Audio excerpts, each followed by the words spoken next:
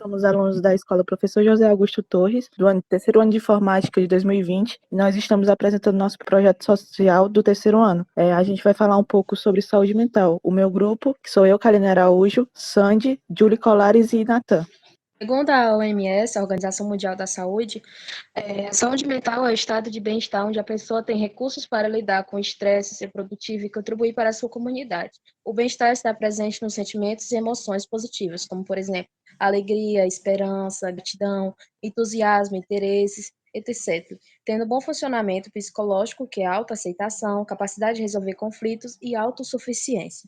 E também tendo funcionamento social positivo, onde se tem boa interação com a sua comunidade e ambiente. A importância da saúde mental. Quando nós pensamos na saúde mental, normalmente nós pensamos que não tem tanta importância assim e que não vai influenciar em mais nada no nosso corpo. Porém, a saúde mental é tão quão importante como a saúde física, por conta que elas duas estão conectadas. E quando a saúde mental está abalada, isso acaba interferindo na nossa saúde física. E ela acaba interferindo por problemas de saúde. E a gente dá o nome disso de doença psicossomática. Com o psicólogo abalado, o corpo começa a responder para se proteger do estresse e mostrar que está na hora de começar a cuidar da sua saúde mental, por forma de cabelo começa a cair, problema na pele e etc. Os estigmas, que são os preconceitos sobre as doenças psicológicas. Esse foi um tema da redação de 2020 no Enem. A principal razão para ter um preconceito, um pré-julgamento sobre isso é o desconhecimento das pessoas. Por exemplo, quando a gente pensa em uma pessoa que toma remédio para se sentir bem, a gente pensa que ela tem algo mais especial em si, não somente a depressão ou a ansiedade. A gente pensa que ela tem algum tipo de síndrome de Down ou autismo e etc. Isso acaba gerando consequências negativas e que influenciam no tratamento da pessoa. Por conta desse preconceito, a pessoa começa a se sentir envergonhada de procurar ajuda. Isso acaba atrapalhando muito, podendo ter consequências no futuro, por conta que ela só vai procurar uma ajuda quando realmente não tiver mais para onde correr. E vai ser muito difícil de tratar, por conta que ela só deixa por procurar depois, por conta desse preconceito. Doenças psiquiátricas. As principais doenças são transtorno bipolar, provoca oscilações imprevisíveis no estado emocional, afeta o humor e tem relação muito próxima com a depressão.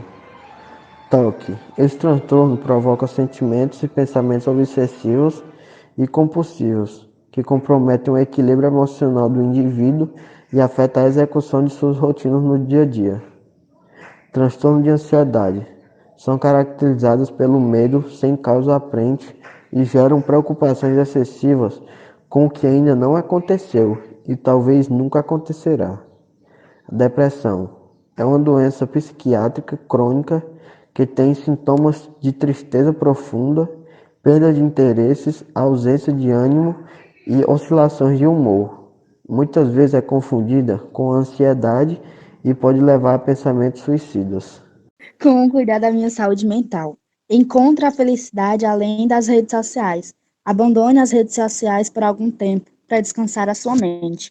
Não fique preso na internet, ela pode ser muito útil, mas também pode colaborar para que você se sinta mal, principalmente se envolver a sua baixa autoestima. Consulte um psicólogo, diga a ele o que você está sentindo, os problemas que você está passando e confie. Ele está aí para te ajudar. O acompanhamento psicológico nos ajuda a descobrir detalhes da nossa própria personalidade. Pratique o autocuidado. Cuide de você, tenha um momento para você. Faça o que você gosta, assista um filme, assista uma série, leia um bom livro e estará colaborando com a sua própria saúde mental. Cuide da sua alimentação. A alimentação faz parte do bem-estar geral. Opte por um cardápio variado e equilibrado. Priorize o seu sono. Tenha uma boa rotina de sono. Noites mal dormidas colaboram para agravar os transtornos mentais ou emocionais. Esteja em contato com a natureza. Faz bem para o seu corpo e para a sua mente estar ao ar livre. Conectar-se com a natureza, com o meio ambiente, te ajuda a escapar um pouco da rotina puxada do trabalho e de casa. Procure algo que lhe dê prazer.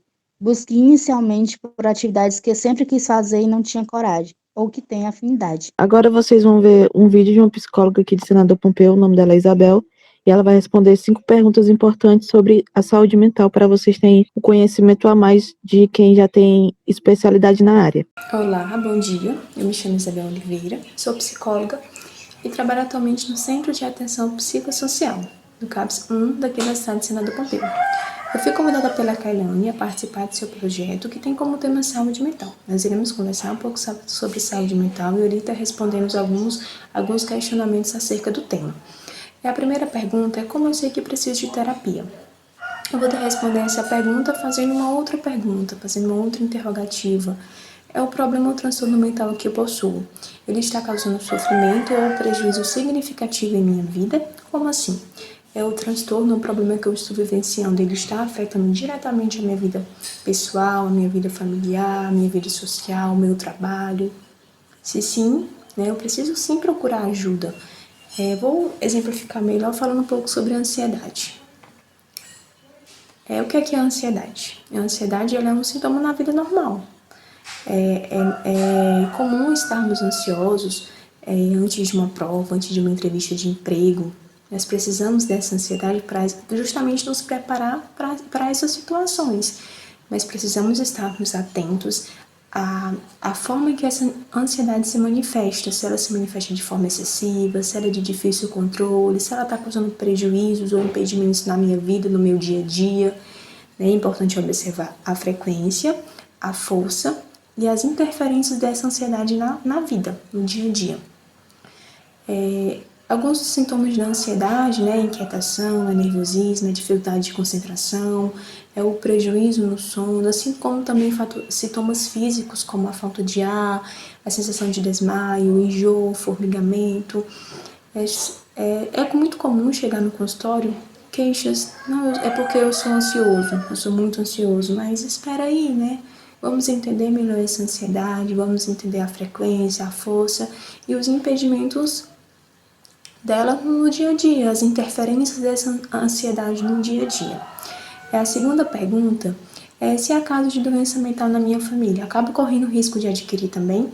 Toda doença mental ela é multifatorial. O que isso significa? Significa que para que ela aconteça é necessária a influência de alguns fatores, não seria somente a presença de um único fator. A genética seria sim um fator de risco, mas é a soma de muitos fatores, como a genética, fatores da própria personalidade do indivíduo, perdas no decorrer da vida, agressões de ordem física e psicológica, ou seja, são a soma de vários fatores. A genética é um fator de risco, mas não necessariamente somente ela é a causa de uma doença mental, porque a saúde mental acaba se tornando um tabu. A saúde mental, ela acaba se tornando um tabu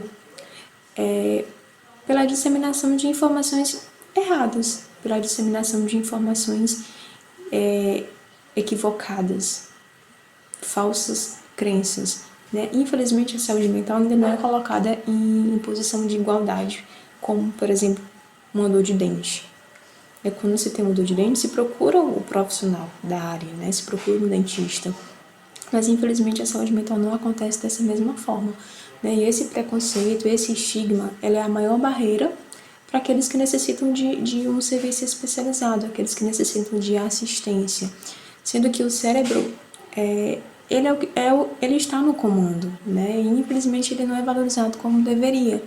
Sendo que a nossa mente, a nossa saúde mental, ela é o nosso equilíbrio, é o nosso ponto de equilíbrio. A partir do momento em que a nossa saúde mental está bem, todo o resto está bem, E de acordo com a Organização Mundial de Saúde, 1 em cada 4 adultos pode ser diagnosticado com transtornos mentais em algum momento da vida. Mas infelizmente a saúde mental ela não é valorizada. Acho que a pandemia, a quarentena acaba influenciando a nossa saúde mental? Sim, com certeza. Existem algumas reações que elas são esperadas diante do contexto de pandemia, como, por exemplo, estado de alerta, estarmos preocupados, confusos, estressados, com a sensação de falta de controle frente às incertezas do momento. São reações normais diante de um contexto, diante de uma situação anormal.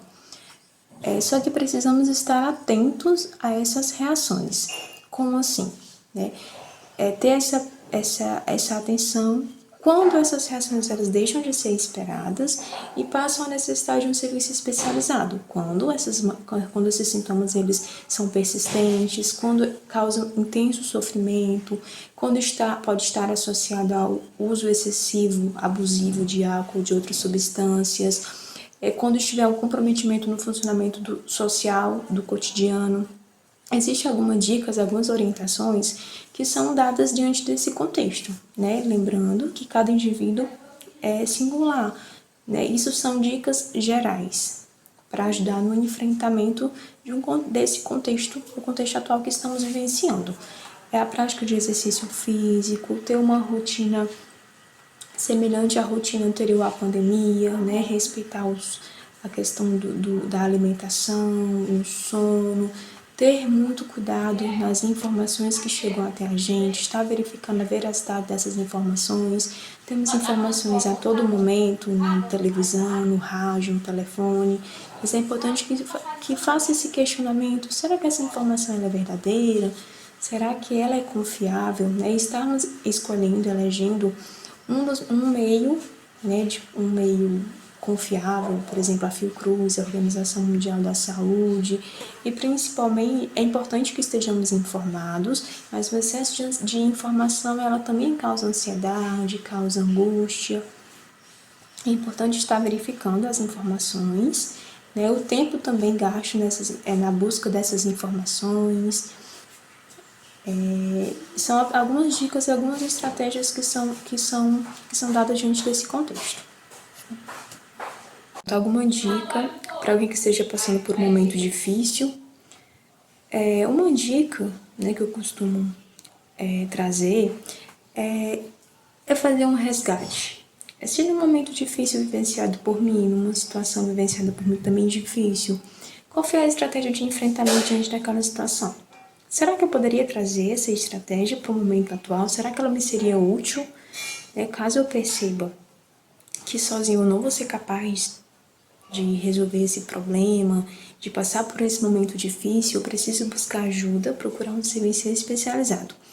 Essa foi a última pergunta. Eu agradeço bastante pelo convite da Kairiane e dizer que é um prazer poder estar contribuindo para esse projeto. Tenha um bom dia e até logo.